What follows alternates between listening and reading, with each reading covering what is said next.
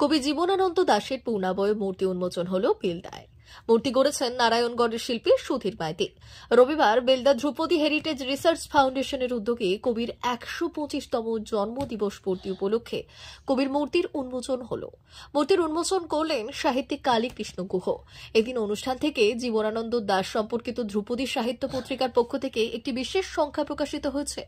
মূর্তি উন্মোচনের পাশাপাশি ছিল চিত্র প্রদর্শনী, পত্রশিল্পী সঞ্জয় পৈরা ও কোলাজ শিল্পী সুব্রত মিত্রের ছবির দুটি শিল্প প্রদর্শনী উন্মোচিত হয়। অনুষ্ঠান থেকে সাহিত্যিক নলিনী বেরা ও কালীকৃষ্ণ গুহকে সংস্থার পক্ষ থেকে নিজ ভূমির সম্মান প্রদান করা হয়েছে। কবি জীবনানন্দ দাশের পূর্ণাবয় মূর্তি উন্মোচন অনুষ্ঠানে রাজ্যের বিভিন্ন প্রান্তের কবি সাহিত্যিকরা উপস্থিত ছিলেন। সন্ধ্যায় ছিল সাংস্কৃতিক অনুষ্ঠান।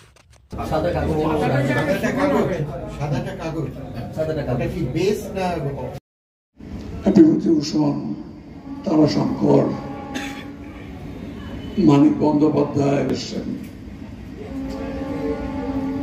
জীবনানন্দ বৌদ্ধ লেখক হিসেবেও এদের থেকে উচ্চতায় কিছুমাত্র কম ছিলেন না বলে আমার মনে হয়েছে।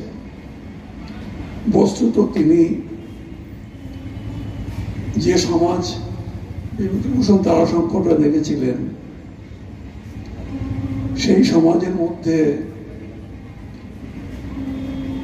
প্রেসিডেন্সি কলেজ থেকে ইংরেজি সাহিত্য পড়ে, বিদেশি সাহিত্য পড়ে মেসের জীবন কাটিয়ে তারা খাওয়া একজন লোক পৃথিবীকে কেমন দেখেছেন, সেই সাহিত্য তার গদ্য সাহিত্য। মা বাসন্তী হোটেল অ্যান্ড রেস্টুরেন্ট, উত্তাপন, নারায়ণগড়, পশ্চিম মেদিনীপুর। আমাদের এখানে সকাল, দুপুর ও রাত্রিকালীন আহারের সুব্যবস্থা রয়েছে। সকালের টিফিনে পাবেন স্ন্যাক্স, পরোটা, আলুর পরোটা, মিক্সড পরোটা, মুলি পরোটা। দুপুরে খাবারে পাবেন সবজি ভাত, খাসি ও মুরগির মাংস, ইলিশ মাছের ভাপা, ভেটকির তেল ঝাল, চিংড়ির মালাইকারি, কাতলা মাছের ভাপা, এছাড়াও মশালা কোল্ড ড্রিঙ্কস, আইসক্রিম।